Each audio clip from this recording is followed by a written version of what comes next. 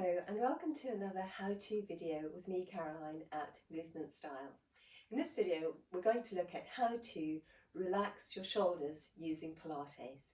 So let's begin with aligning the body, bringing the legs in underneath the hip joint, so it's about 2 foot distance at the heels. Going to stretch and lengthen through our feet and bring the weight as even as we can between the heels and the balls of the feet. And ideally, just to keep our legs quite strong and stable, we're going to try and bring the base of the big toe joint down quite firmly onto the mat.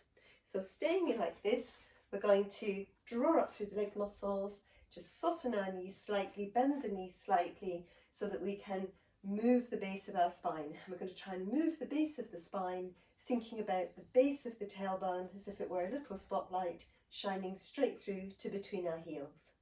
And then from there, let's lengthen up through our spine from the tailbone to the crown of the head, really stretching every vertebra, releasing away from the one below, back of hips, back of shoulders, back of head aligned. And to hold all of that in place, we need some lower abdominal strength, so we can imagine the muscles in the lower abdomen contracting in a broad and wide smile. So we really get a good hollowing action close to the crests of the hip bones. And then if we imagine a very wide belt between the ribs and the pelvis around the waist, and that belt is elasticated, it's going to squeeze us in across at the back of the waist and towards the spine, across at the front like 2 curtains pulling together, and in at the sides. And even though our belt is very tight, we're going to try and draw our waist away from it at the back, at the sides and at the front. So now we've got some strength wrapping around the spine to keep it nice and tall. Let's taper our ribs in towards the spine as well, so they just hug in and around the spine, and the breastbone presses back towards the spine. So from here, going to breathe in, shrug our shoulders up, and breathe out, shrug the shoulders down. And as we shrug the shoulders down, we're aiming to really glide our shoulder blades as much down the back as possible.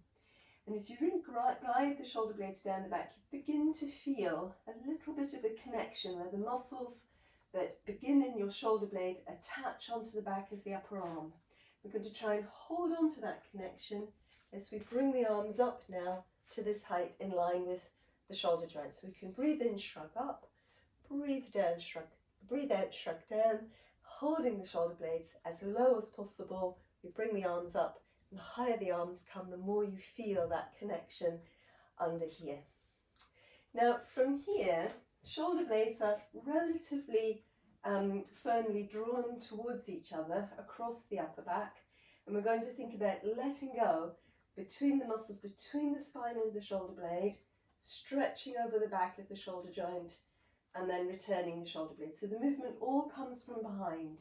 We're relaxing the muscles between the spine and the shoulder blade, and let the shoulder blade glide forwards around the rib cage, and then you contract the muscles between the spine and the shoulder blade again, drawing the shoulder blade back towards the spine. And it looks more like this from the side, and then at the front as well. Really, the movement is the shoulder blade releasing, and all of this is soft and it stays soft. All of this is soft, releasing, and it stays soft. So now, before the arms get too tired, we better relax them down a little bit. I'm going to come back into that same position, shrugging the shoulder blades down, connecting the arms into the upper back. Let's release both shoulder blades together, return and going wide.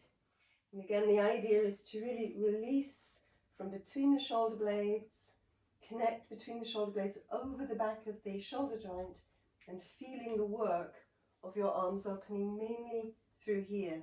So if someone were to lean on your arm quite heavily, you're bedding the strength back into your rib cage.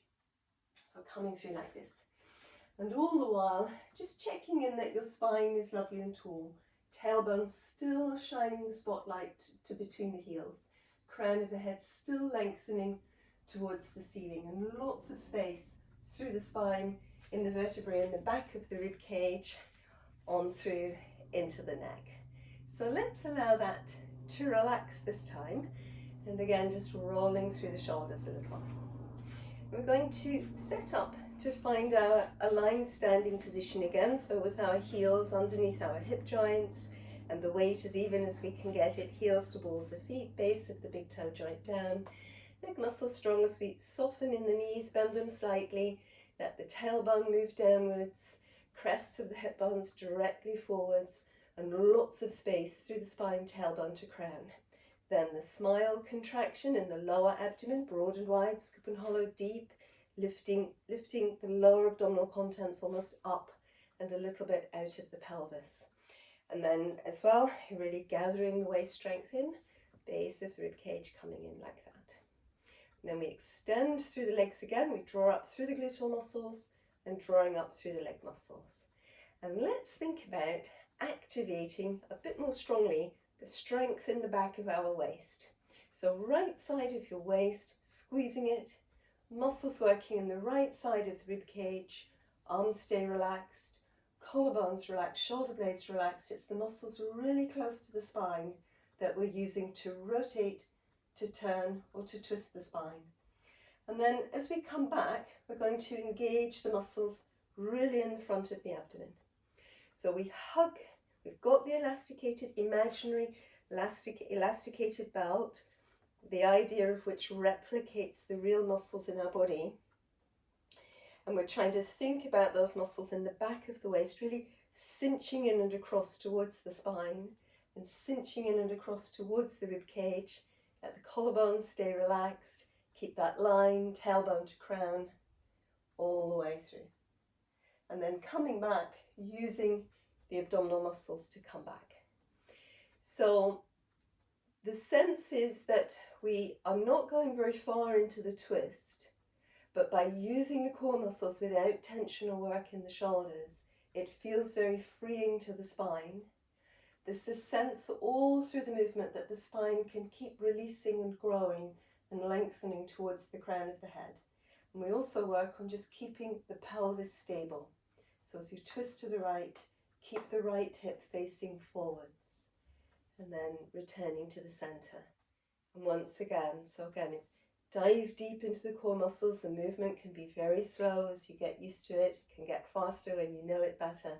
Pressing this left hip bone forward, using the muscles in the back of the rib cage. Weight stays even through our feet. And again, just checking in with that sense.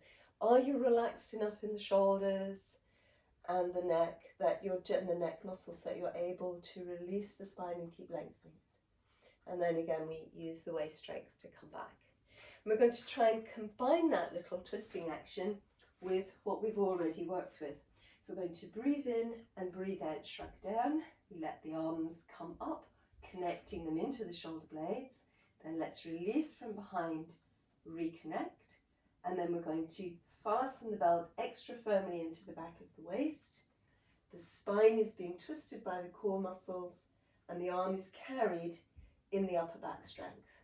Now, the twist stops at a certain point, but the arm for a little bit can continue lengthening on, but it's still connected into the upper back. So we breathe in to return. We can release and return on this left side now. And then as you're ready, with an exhalation, pressing the left hip forward, activating the twist from the waist, through the rib cage. The arm is carried by the upper back, by the muscles around the shoulder blade. And the twist stops, but the arm can just go on opening so it lengthens out in line with the collarbone bones or the scapular bones. And the tricky part of this exercise is really that the brain and the hand connect with one another very quickly.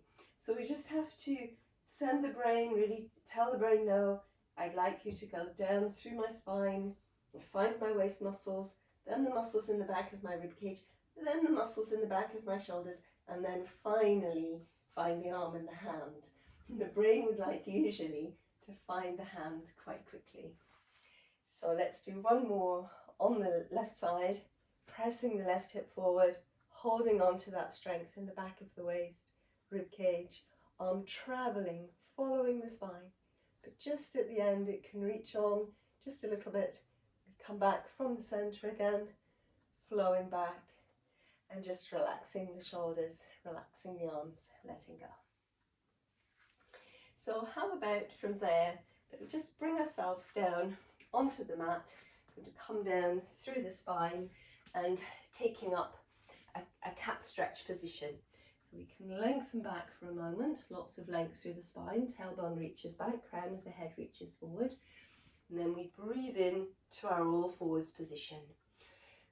With the upper body, just come back to that strength across the upper back, across the back of the shoulders, connecting the arms into the shoulders so the collarbones are nice and open and the knees directly underneath the hip joints. So let's think about a lift in the muscles directly in front of the tailbone, the smile, broad and wide scoop and hollow lower abdomen, navel draws to the spine, sides of the ribs move in and up, hugging the ribs together at the base of the breastbone, and the breastbone presses up and back towards the spine. We round through, and then as you're ready, breathing in here, going to breathe out, reach the tailbone back, lengthen the waist forwards, keep the spine hugging back towards lengthening the tailbone back, keeping the waist gathering in towards the spine, navel drawing towards the spine. Hug the breastbone back towards the spine, and as you breathe in, moving forwards and upwards through the upper spine. And then once again, tailbone flows the action back down, navel pulls to the spine, sides of the waist move in and up, navel lifts up and back to the spine, breastbone hugs back. We can breathe in here, get a good inhalation into the back of the chest, nice stretch between the shoulder blades. And then again, if you move from the tailbone, it's easier to distribute the weight through the spine to align it. Check that the muscles are working again in the back of the waist. You keep working quite firmly at the base of the rib cage and flowing forwards and upwards. So let's just work a last round of the cat stretch here, breathing out, rolling through. Good inhalation here to between your shoulder blades. Exhalation as you're ready again to lengthen out into neutral.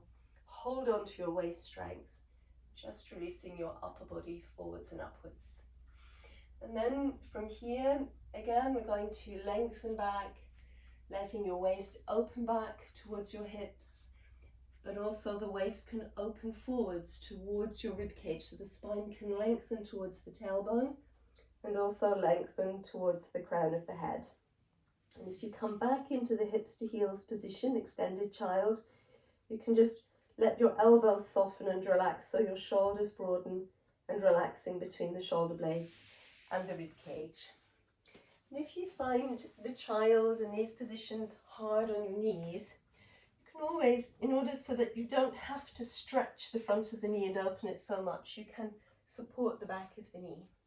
And the other thing with a towel, a rolled up towel, or a pillow, or depending on how much you feel that the stretch is maybe very strong in the front of the knees, and also if the stretch is very strong for the front of your ankles, you can just roll a towel or a blanket or a pillow again. Even a rolled up yoga mat is sometimes very helpful. So you're just able to get this position here, broadening out in the shoulders at the front and at the back, broadening out in the ribs at the front and at the back, widening through the back of the waist, and just really releasing space through the spine and allowing the sides of your rib cage to open.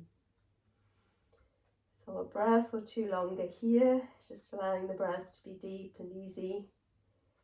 And then as you're ready, we're going to roll up through the spine, drawing the tailbone downwards towards the heels, stacking the spine segment by segment, all the way through to the crown of the head, our smile, our belt fastened, and the breastbone hugging back, and the base of the rib cage tapering in. Thank you for watching this short video, mobilising and relaxing the shoulders. Please subscribe to the channel if you enjoy the videos, if you haven't already, and it's always great to read your comments. Thanks for watching. See you again soon.